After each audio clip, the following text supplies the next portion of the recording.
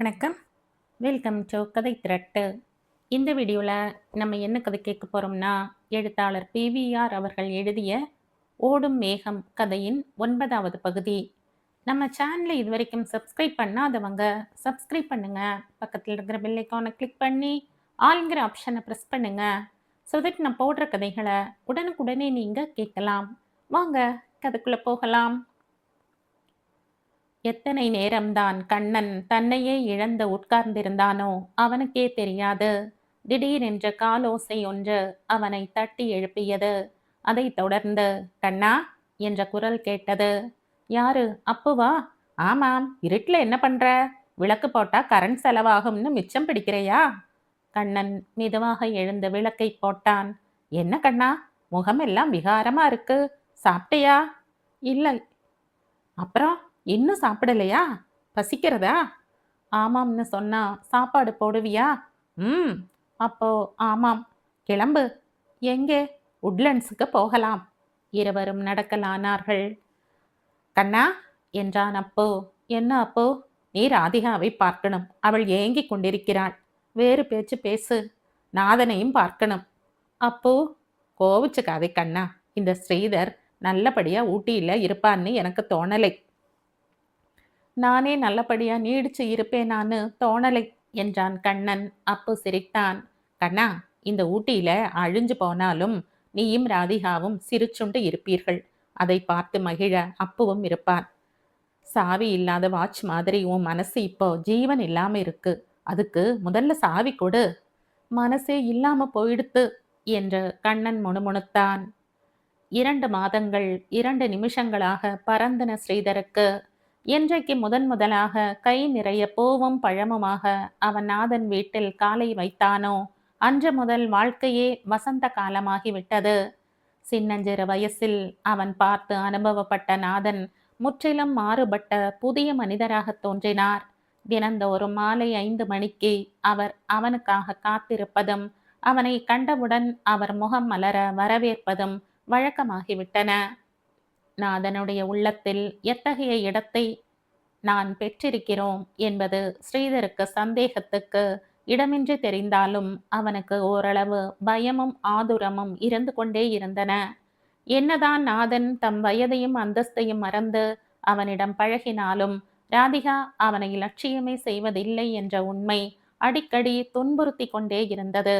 எப்போதாவது அவள் தகப்பனாரின் பிடிவாதத்துக்காக சாயங்காலம் நந்தவனத்தில் அவர்களுடைய பேச்சில் கலந்து கொள்வாள். வெடுக் வெடுக்கென்று ஏதாவது பதிலும் சொல்வாள். அவளுடைய அலட்சிய போக்குக்கு என்ன காரணம் என்பதும் ஸ்ரீதர் அறிந்ததுதான். கண்ணன் அந்த வீட்டுக்கு கடந்த 2 மாதங்களாக வருவதில்லை. நாதன்தான் காரணம் என்று கருவி கொண்டிருந்த ராதிகா இப்போது ஸ்ரீதரையும் குற்றம் சாட்டுகிறாள். நேரடியாக குற்றம் சுமத்தினாலும் அவனால் பதில் சொல்ல முடியும். மறைமுகமாக சொன்னால், அதுவும் நாதன் இருக்கையில் சொன்னால், ராதிகாவுடன் தனியாக பேச சந்தர்ப்பங்கள் எவ்வளவோ வந்தன. ஆனால் ராதிகா அப்போதெல்லாம் ஏதாவது சாக்குப்போக்கு சொல்லி ஓடிவிடுவாள். ஸ்ரீதர் ராதிகாவை பற்றி நினைக்கையிலெல்லாம் அவள் அழகி, படித்தவள் என்ற எண்ணங்கள் உண்டாகவில்லை. பெரிய பணக்காரரின் ஒரே பெண். அவளை ஆளுகிறவன் அவளுக்கு ஒரு காலத்தில் வரப்போகிற சொத்தையும் ஆளப்போகிறான் என்ற எண்ணங்கள் தாம் மேலோங்கி நின்றன. ராதிகா போன்ற எத்தனையோ அழகிகளை அவன் பம்பாயிலும் டில்லியிலும் ஏன் லண்டனிலும் பார்த்திருக்கிறான். அவர்களுக்கு வெறும் அழகு மட்டும்தான் இருக்கிறது. அவர்களால் அவனுக்கு நஷ்டமே ஒழிய லாபம் ஏதும் இல்லை. ஆனால் ராதிகா, நாதனுடைய சொத்தில் ஒரு பாதி அவளுக்கு அல்லவா வரப்போகிறது. ஏன் அண்ணன் குமார் தன் பகுதியையும் தங்கிக்கே அளித்து விடக்கூடும். இதே எண்ணங்கள் தாம் கண்ணன் மனதிலும் தோன்றி இருக்கின்றன என்று ஸ்ரீதர் நினைத்த போது அவனுக்கு கண்ணன் மீது கோபம் உண்டாயிற்று. தன் எண்ணங்களின் அசுத்தம் அவனுக்கு தெரியவில்லை. கண்ணன் சுயநல புலி என்று தன்னுள் முணுமுணுத்து கொண்டதோடு நில்லாமல் நாதனிடமும் முணுமுணுத்தான். ஒரு நாள் வழக்கம் போல 4:30 மணிக்கு கம்பெனியில் இருந்து ஸ்ரீதர் புறப்பட்டான். அதே சமயத்தில் அவனுடைய காரியதரிசி ஜூலி உள்ளே வந்தாள். அவளுடைய மதமதப்பான உடற்கட்டையும் வனப்பையும் கண்களால் விழுங்கிக் கொண்டே, என்ன ஜூலி என்று கேட்டான் ஸ்ரீதர். கிளம்பி விட்டீர்களா? ஜூலி கையில் இருக்கும் காகிதங்களுடன் பின் வாங்கினாள். பரவாயில்லை, வா, என்ன வேண்டும்? ஸ்ரீதர் அவளுடைய பொங்கி வழியும் கன்னங்களின் செம்மையில் தன்னையே மறந்தான். சார், இதில் எல்லாம் உங்கள் கையெழுத்து வேண்டும். ரொம்ப அவசரமா? ஆமாம். இன்றைக்கு கையெழுத்து போட்டாலும் நாளை தபாலில் தானே போகும். இல்லை சார், இன்றைக்கு ஒரு ஆளை கோயமுத்தூருக்கு ஜீப்பில் அனுப்பப் போகிறார்கள். சிரமத்துக்கு மன்னித்துக் கொள்ளுங்கள். என் ஜூலி எனக்கு என்றைக்குமே சிரமம் கொடுத்ததில்லை என்று சிரித்து அவன் காகிதங்களுக்காக கையை நீட்டினான். அவள் கொடுத்தாள். வாங்குகையில் அவனுடைய கை விரல்கள் அவளுடைய மணிக்கட்டை ஸ்பரிசித்தன. கையொப்பம் இடுகையில் ஜூலியின் கதையும் நிலைமையும் அவனுள் படபடத்தன. ஒரு வெள்ளைக்கார பெண்ணுக்கும் ஒரு இந்திய விமானப்படை ஆபீசருக்கும் பிறந்தவள் அவள். அவள் தாய் கல்யாணமான 3ஆம் வருஷமே இறந்து போய்விட்டாள். 2 வயது ஜூலியை விட்டுவிட்டு. அவளுக்கு 8 வயது நடக்கையில் தகப்பனார் ஒரு விபத்தில் உயிரிழந்தார். அனாதை பெண்ணை அவளுடைய சிறிய தகப்பனார் சர்க்கார் கொடுத்த உதவி பணத்தை கொண்டு சில காலம் வளர்த்து வந்தார். சிறிய தகப்பனாரின் குடும்பம் முழுக்க முழுக்க இந்திய குடும்பமாக இருக்கவே ஜூலியை அவர்களால் நீண்ட காலம் தாங்க முடியவில்லை. ஜூலியும் இளம் பருவத்தில் இருந்தே இதை உணர்ந்திருந்தாள்.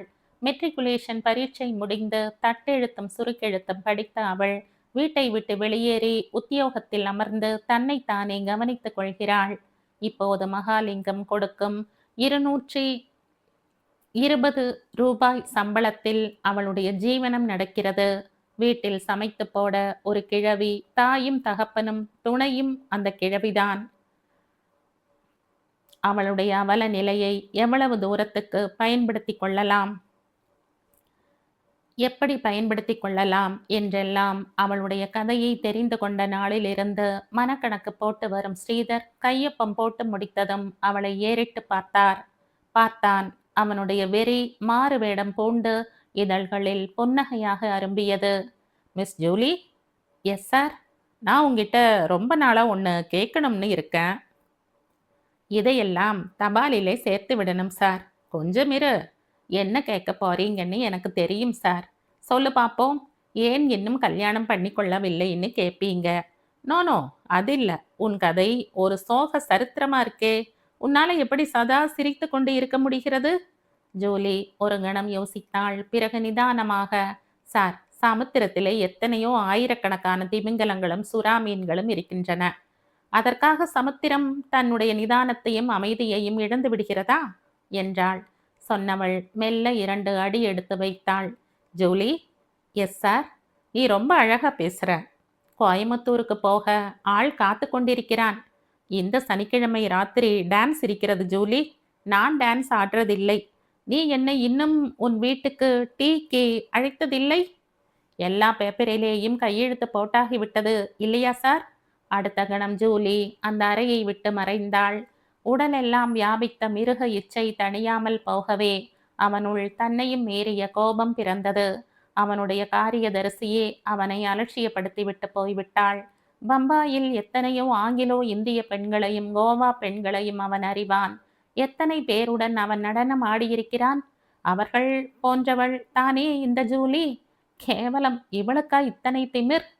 வெகு நேரத்துக்கு ஸ்ரீதர் தன் ஆசனத்திலேயே உட்கார்ந்திருந்தான். கண்முன் எண்ணற்ற பெண்கள் வந்து போனார்கள்.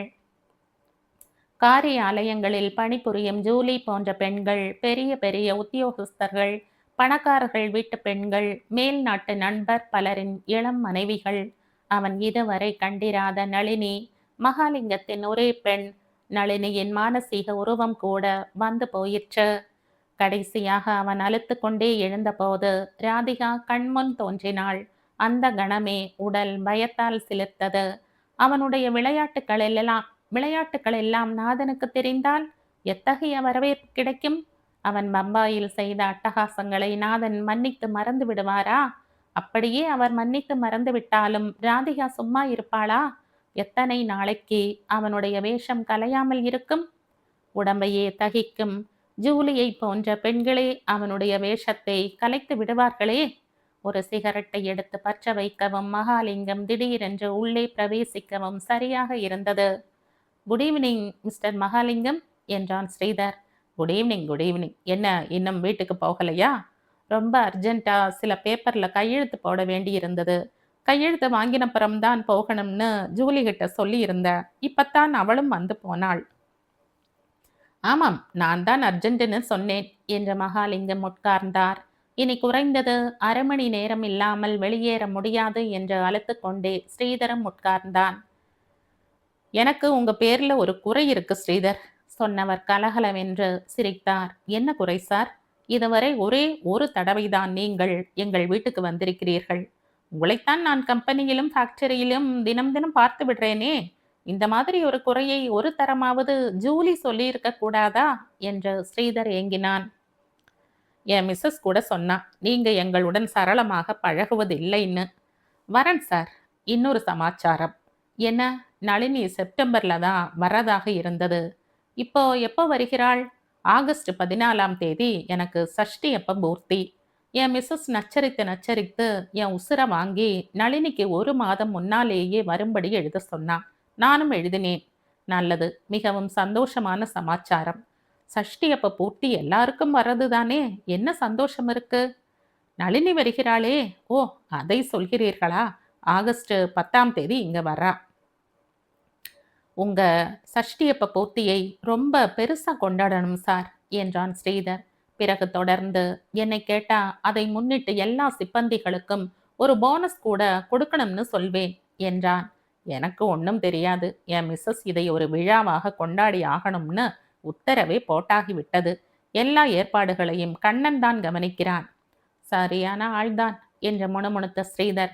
ஏன் சார், நான் கேட்கிறேனேன்னு தப்பா நினைத்து கொள்ளாதீர்கள். இந்த கண்ணன் எப்படிப்பட்டவன் என்றான். மகாலிங்கம் எழுந்தார். 2 மாசமாக பார்க்கிறீர்களே, உங்களுக்கு இன்னும் தெரியவில்லையா? அவன் குடம் போட்டு எடுத்த பொன், 24 கேரட். கோள் சொல்லும் குணமுண்டோ? உங்களை பற்றி இதுவரையில் ஏதும் சொன்னதில்லை, ஏன் கேட்கிறீர்கள்?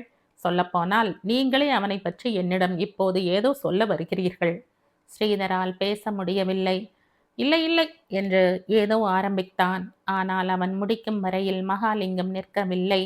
கண்ணன் இல்லைனா இந்த நளினி இண்டஸ்ட்ரீஸிலே இத்தனை ஒழுங்கா நடக்க முடியாது என்று சொல்லிவிட்டு அவர் வெளியேறினார். காரியாலயத்தில் கண்ணனுக்கு ஒரு வேலை என்றால் மகாலிங்கத்தின் மனைவி ஜெயா 3 வேலைகள் கொடுத்தாள். அவருடைய சஷ்டி அப்ப பூர்த்திக்கு இன்னும் 10 நாட்களே இருந்தன. இரவு என்றும் பகல் என்றும் குளிர் என்றும் காற்று என்றும் பார்க்காமல் அவள் ஜீப்பிலும் சைக்கிளிலும் நடையிலும் சுற்ற வேண்டியிருந்தது. அவனும் அப்புவமாக குன்னூர், கோத்தகிரி, மேட்டுப்பாளையம் என்று அடிக்கடி போனார்கள். இதெல்லாம் போதாதென்று நளினியின் வருகை வேறு பற்பல சில்லறை வேலைகளை உண்டாக்கிவிட்டது. மாடியில் அவளுக்கென்று 3 அறைகள் ஒதுக்கப்பட்டன. அறை சுவர்களுக்கு புது வர்ணம் பூசுவதிலிருந்து புது சோஃபா நாற்காலிகள் வாங்கி போடும் வரையில் எல்லா வேலைகளும் அவன் தலையிலேயே விழுந்தன. கண்ணனுக்கு ஒரு விதத்தில் தொடர்ந்து வந்த வேலைகள் அனுகூலமாகவே இருந்தன. கொஞ்சம் ஓய்விருந்தால் மனம் ராதிகாவை எண்ணி அசை போட ஆரம்பித்துவிடும். என்னதான் அவன் வைராகியத்துடன் அன்று நாதன் வீட்டை விட்டு வெளியேறினாலும் அவனுடைய மனம் பல இரவுகளுக்கு அழுவதை நிறுத்தவில்லை. களங்கமற்ற ஒரு இதயம் தன்னால் வாடுகிறது என்று அவன் தனக்குள் கசிந்து கொண்டான். நினைத்தால் அவன் எல்லாவற்றையும் மறந்தவனைப் போல மீண்டும் ரெட் ஹவுஸுக்குள் நுழையலாம். நாதனும் ஒன்றும் நடக்காதது போல அவனை வரவேற்பார். ஏன், முன்னை காட்டிலும் அதிகமாகவே சலுகைகள் கிடைக்கும். இடையிலே உண்டாகிவிட்ட பிரிவு சந்திப்பின் பிறகு இன்னும் அதிகமான நெருக்கத்தை கண்ணன் ராதிகா இடையே உண்டாக்கியிருக்கும். அப்பு கூட 1000 தடவை தனக்கே உரிய பாணியில் சொல்லியாகிவிட்டது. கண்ணன் தான் மனம் ஒப்பாமல் மறுத்துவிட்டான். நாதன் வீட்டுக்கு மீண்டும் போகக்கூடாது என்று தனக்குத்தானே சங்கல்பித்து கொண்டதற்கு புது காரணம் ஒன்றும் முளைத்தது. அது ஸ்ரீதர் தினந்தோறும் மாலை நேரத்தில் நாதனை பார்க்க செல்வதுதான். ஸ்ரீதர் மேல்நாட்டில் படித்து பெரிய உத்தியோகத்தில் இருக்கிறான். நாதனுடைய மனைவியின் உறவுக்காரன். அவருடைய மனதில் இப்போது ஸ்ரீதர் தான் நிரம்பி இருப்பான். ஸ்ரீதர் இல்லாத போது கண்ணனை நாதன் நடத்தும் விதமும் அவன் இருக்கையில் கண்ணனுக்கு கிடைக்கக்கூடிய அபிமானமும் கண்டிப்பாக ஒன்றாக இருக்க முடியா. என்னதான் நாதன் கண்ணனை அன்புடன் நடத்துவார் என்றாலும் அவன் தம் பெண்ணின் மனதை கலைக்க வந்திருக்கிறவன் என்ற எண்ணம் தோன்றாமல் இருக்காது. தானாகவே நாதன் வீட்டுக்கு வலிய சென்று புது சிக்கல்களுக்கு வழி வகுப்பானேன் என்ற கண்ணன் ஒதுங்கிக் கொண்டான். அன்று வெள்ளிக்கிழமை மகாலிங்கத்திடம் பேசிவிட்டு வெளியேறுகையில் ஜெயா மாமி அவனை நிறுத்தினாள். கண்ணா, பிறந்த நாளுக்கு இன்னும் 8 நாள் தான் இருக்கு என்று ஆரம்பித்தாள் அவள். ஆமா மாமி, அந்த நாகையன் நல்லூர்காரன் வருவதாக ஒரு லெட்டர் கூட போடலையே. சமையலுக்கு ஆள் கிடைக்கலன்னா என்ன செய்யறது? அவனை நேரில் பார்த்து பேச இன்னைக்கு தான் அப்புவை அனுப்பினேன் என்றான் கண்ணன். இன்விடேஷன் எல்லாம் அச்சாயிடுத்தா? பிரஸ்காரங்கிட்ட ஒரு தடவைக்கு 3 தடவையா போனாதான் நடக்கும். டெய்லரும் பிரஸ்காரனும் எதையும் சொன்ன காலத்தில் தரமாட்டார்கள்.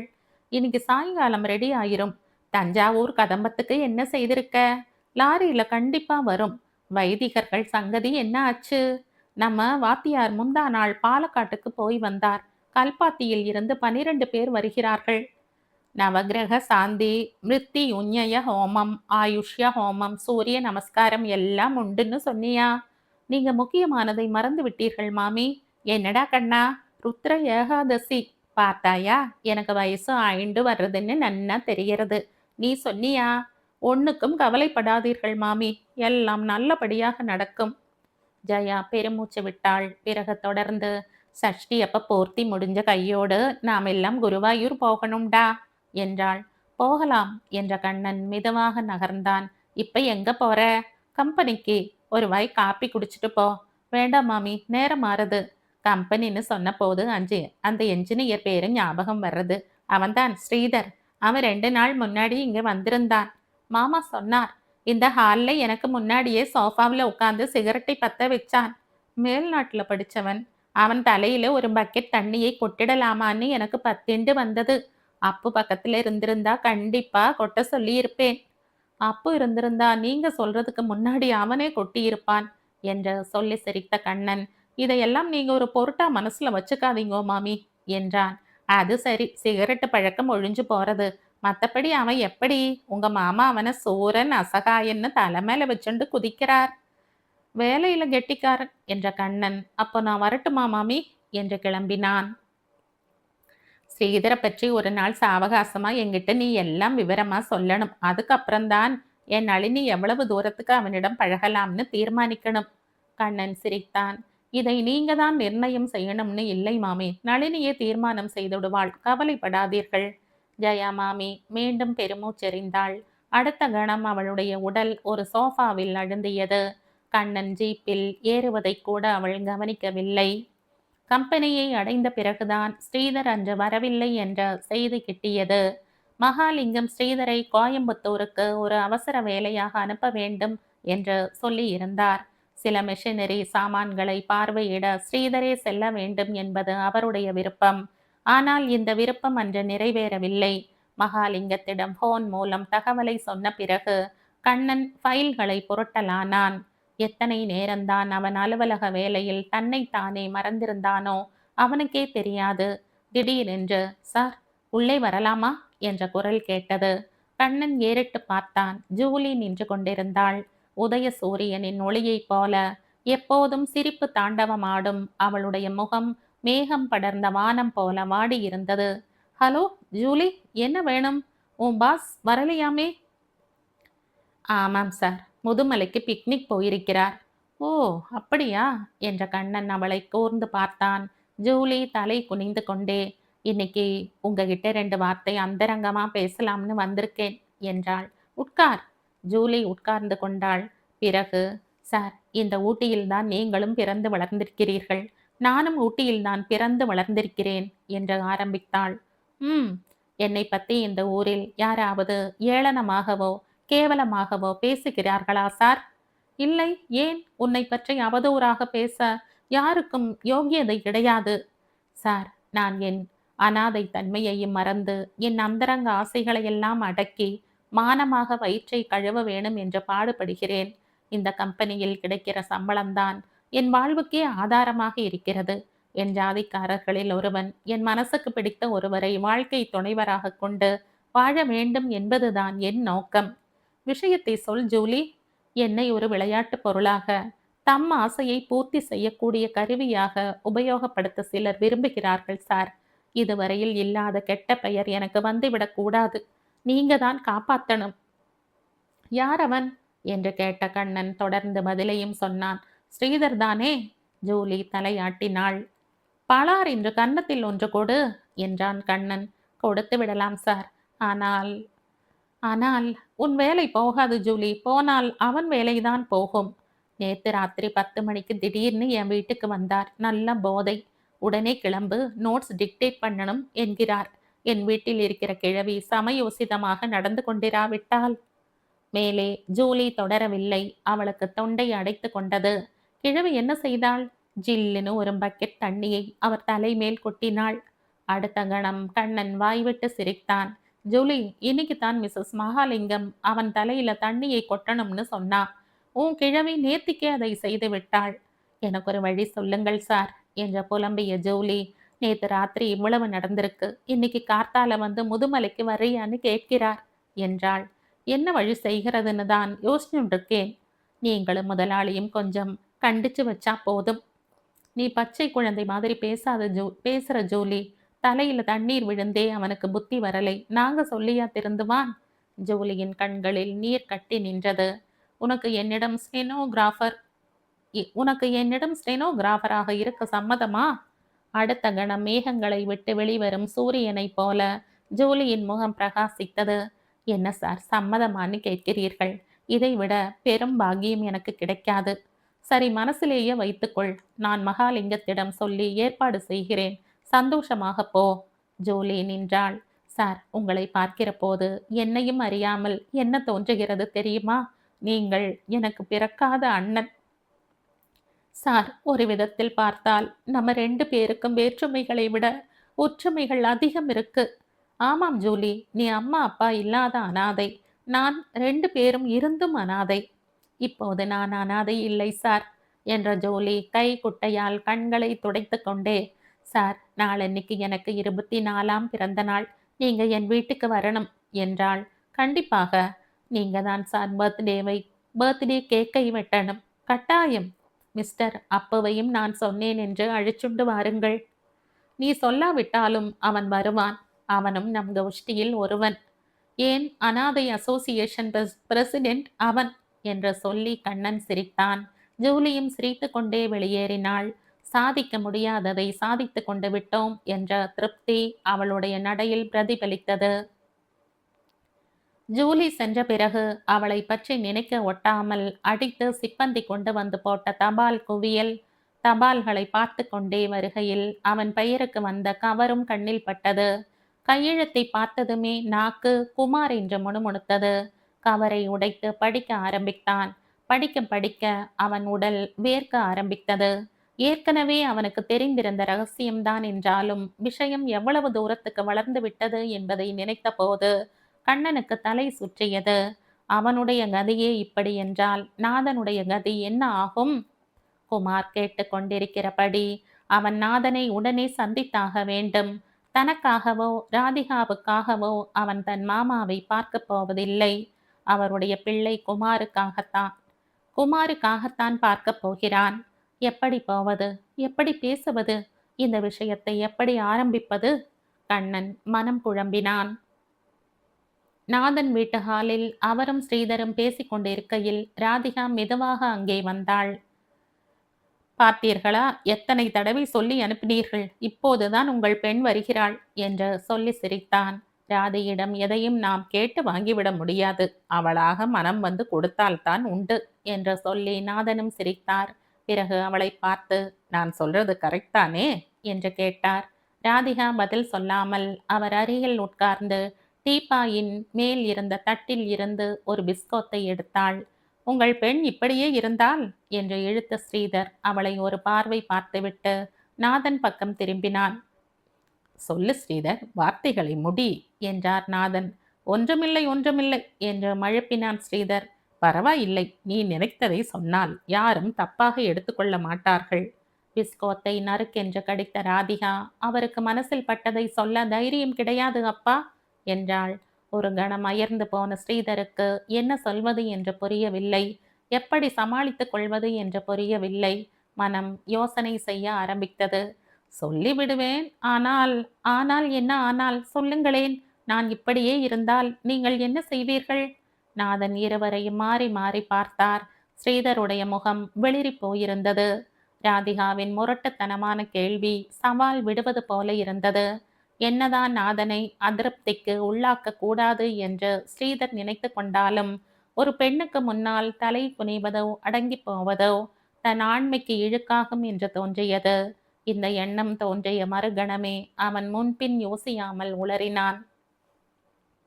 உங்கள் பெண் இப்படியே இருந்தால் நான் வருவதை நிறுத்தி கொள்ள வேணும். அவளிடமிருந்து எனக்கு கிடைக்கிற வரவேற்பு. ஸ்ரீதர் முடிக்கவில்லை. ராதிகா முடிக்க விடவில்லை. இந்த 2 மாசமாக நீங்கள் எனக்காகத்தான் வருகிறீர்களா? அது தெரியாதே எனக்கு. அன்னிக்கே தெரிஞ்சிருந்தா நீங்க இருக்கிற பக்கமே தலையை காட்டி இருக்க மாட்டேன். ராதிகா மூச்சு விடாமல் கொட்டினாள். ராதி, ராதி என்று கத்தினார் நாதன். பெண் தந்தையை லட்சியம் செய்யவில்லை.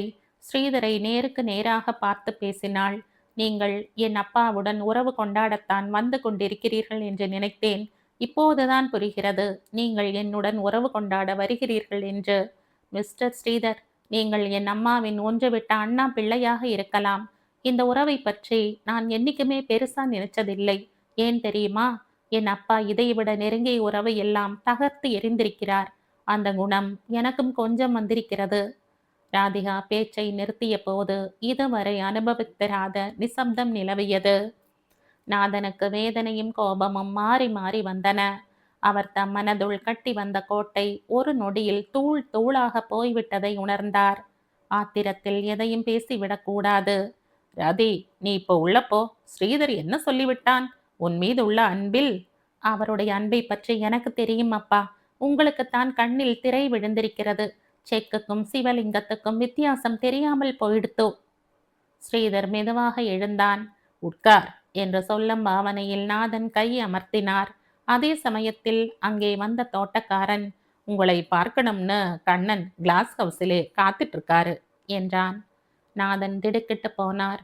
2 மாதங்களாக வராத கண்ணன் எதற்காக வந்திருக்கிறான்? திடீரென்று முகம் மாறி திருப்தியும் ஆச்சரியமும் பிரதிபலிக்க உட்கார்ந்திருக்கும் ராதிகாவை பார்த்தார். அடுத்த கணம் அன்று அப்பு சொன்னதெல்லாம் நினைவுக்கு வந்தன. காத்து கொண்டிருக்கட்டும் என்று கத்தின அவர் இன்னும் அழுந்த உட்கார்ந்து கொண்டார். போய் விசாரியுங்களேன் என்றான் ஸ்ரீதர். நான் அவனுக்கு சொல்லி அனுப்பவில்லை, அவனாக வந்திருக்கிறான். அதனாலே என்றாள் ராதிகா. அவனுக்கு ஏதோ காரியமாக வேணும், அதற்காக வந்திருக்கிறான். காத்து கொண்டிருக்கட்டுமே. ராதிகா சிரித்தாள். அப்பா, உங்களுக்கு வர வர புத்தி மழுங்கி கொண்டு வர்றது. ஒருவேளை புது புது சிநேகிதங்கள் காரணமாக இருக்குமோ என்னவோ. என்னைக்காவது கண்ணன் தன் காரியம் ஒண்ணு ஆகணும்னு உங்ககிட்ட கையேந்தி வந்திருக்கானா? அப்பாவை சொல்லும் சாக்கில் தன்னையும் இழுத்து குத்தி காட்டுவதை கேட்டு ஸ்ரீதரின் ரத்தம் கொதித்தது. ஆனால் அதே சமயத்தில் கோபித்து கொண்டு ஆத்திரமாக வெளியேறுவதும் சாதுரியமான காரியம் அல்ல என்று நினைத்தான். எதற்கும் போய் பாருங்கள். ஒருவேளை கண்ணன் முதலாக பழக்கத்தை விட்டு கையேந்த வந்திருக்கிறானோ என்னவோ. ஏளனமாக சொல்லிவிட்டு ராதிகா பக்கம் பார்த்தான். அவள் தன் இருக்கையை விட்டு எழுந்து கொண்டிருந்தாள். நீங்கள் மெதுவாக உறவு கொண்டாடிவிட்டு வாருங்கள், நான் போய் வருகிறேன் என்று நடக்க ஆரம்பித்தாள் அவள். அவன் உன்னை பார்க்க வரவில்லை என்று கத்தினார் நாதன். என்னை பார்க்க வருகிறவர்களிடம்தான் நான் உறவு கொண்டாட வேணும்னு ஒரு சாஸ்திரத்திலும் சொல்லியிருப்பதாக எனக்கு தெரியவில்லை. நான் இப்போ கண்ணனை பார்க்க போகிறேன். ஆல்ரைட், போ. என்னால் இன்னைக்கு அவனை பார்க்க முடியாது என்று சொல்லு. ஓகே. அடுத்த கணம் ராதிகா ஓடலானாள். கிளாஸ் ஹவுஸை நெருங்க நெருங்க தன் செய்கை வெட்கப்படத்தக்க செய்கை என்று தோன்றியது ராதிகாவுக்கு. இந்த 2 மாதங்களாக கண்ணன் அவளை திரும்பி கூட பார்க்கவில்லை. அவள் மட்டும் ஏன் துடி துடித்து கொண்டு ஓட வேண்டும்? அவள் தன் வேகத்தை குறைத்து கொண்டாள். நடையில் ஒரு நிதானம் பிறந்தது. அதே சமயத்தில் கண்ணன் என்ன தப்பு செய்தான் என்ற கேள்வியும் பிறந்தது. அடிக்கடி வந்து போகும் அப்பு சொல்வதை பார்த்தால் ஒரு நாளாவது கண்ணன் அவளை பற்றி நினைக்காமலும் பேசாமலும் இருப்பதில்லை. அவன் இதுவரையில் அவளை பார்க்க வராமல் இருந்தது தப்பு என்றால் அந்த தப்பை அவனாக செய்யவில்லை. அவளுடைய அப்பாவே அதற்கு காரணமாக இருந்தார். அவளிடமிருந்து அவனை பிரிக்க அவருடைய பேச்சுக்களே காரணமாக இருந்தன. இன்னும் சொல்லப்போனால் அவன் வராததற்கு காரணம் அவளேதான். அவள்தானே அன்று அவனிடம் கோபித்து கொண்டாள். கண்ணனுடைய மனதை புரிந்து கொள்ளாமல், அது படும் வேதனையை உணர்ந்து கொள்ளாமல், சாட்டையால் அடிப்பது போல பேசியவள் அவள்தானே! அவளை பார்க்க செல்வதுதான் வாஸ்தவத்தில் அவனை பார்க்க செல்வதுதான் வாஸ்தவத்தில் அவள் செய்யக்கூடிய கடமை என்று தோன்றியது. அன்று அவனிடம் வீசிய கடுஞ்சொற்களுக்காக அவனிடம் மன்னிப்பு கேட்க வேண்டும். கிளாஸ் ஹவுஸின் வாயிலை அடைகையில் இம்மாதிரி கண்ணன் வந்திருக்கிறான் என்று தெரிந்ததும் ஓடினோமே, இதற்கு என்ன காரணம் என்ற கேள்வி அவளுள் பிறந்தது. அவளையும் மீறின சக்தி ஒன்று பிறந்து அவனிடம் அவளை உந்துகிறதே. ஏன் அந்த சக்தி அவளை மீறினது என்றால் அவள் அந்த சக்திக்கு கட்டுப்பட்டிருக்கிறாள் என்றுதானே அர்த்தம். அப்படியானால் கண்ணன் தான் அந்த சக்தி பிறப்பதற்கே காரணம். அதன் பெயர் இதைத்தான் காதல் என்கிறார்களா? கிளாஸ் ஹவுஸில் சிமெண்ட் பெஞ்சில் உட்கார்ந்திருந்த கண்ணன் ராதிகா வாசலில் நின்று தன்னையே பார்ப்பதை கவனிக்கவில்லை. அவன் தன் எண்ணங்களிலேயே மூழ்கி கிடந்தான். எத்தனை நிமிஷங்கள் ராதிகா வைத்த விழி எடுக்காமல் அவனையே அப்படி பார்த்து கொண்டிருந்தாளோ அவளுக்கே தெரியாது. திடீரென்று விழித்து கொண்டவளைப் போல அவள் கண்ணா என்று முணுமுணுத்தாள். அந்த முணுமுணுப்பில் ஒலித்த புதுமையில் திடுக்கிட்ட கண்ணன் ஏறிட்டு பார்த்தான். அடுத்த கணம் அவன் எழுந்தான். கண்ணா, நெஞ்சு குழைந்தது, நான் தழுத்தழுத்தது. இன்னைக்காவது இங்க வரணும்னு உனக்கு தோணித்தே கண்ணா? ராதி, கண்ணன் தொண்டை அடைத்து கொண்டது. அடுத்த கணமே அவன் சமாளித்து கொண்டான். நான் உன் அப்பாவை பார்க்கத்தான் வந்தேன் ராதி என்றான். பரவாயில்லை, ஆனால் உன்னை பார்க்க எனக்கு ஒரு வாய்ப்பு கிடைச்சதே. நான் வராமல் இருப்பது நல்லதுதானே? அப்படி என் அப்பா நினைச்சார். அது முட்டாள்தனம். கண்ணா, நதியின் பிரவாகத்தை மணல் மேட்டால் நிறுத்த முடியுமா? ஆனா என் மனசுல ஒரு கேவல். அன்னைக்கு நான் ஏதேதோ கத்தினேன். இனிமே இந்த பக்கம் வராதேனேன். அதனால நீ வராமல் இருக்கவில்லையே. நான் அடிக்கடி வரணும்னு தானே நீ உன் பாஷையில் பேசினாய் என்று சொல்லி வேகமாக சிரித்த கண்ணன், உன் கோபம் என்னைக்குமே என்னை சுட்டது கிடையாதுன்னு தான் உனக்கு தெரியுமே என்றான். ராதிகா சிரித்தாள். உன் பழைய பேச்சுக்களை எல்லாம் மறுபடியும் எப்போ கேட்போம்னு இருக்கு.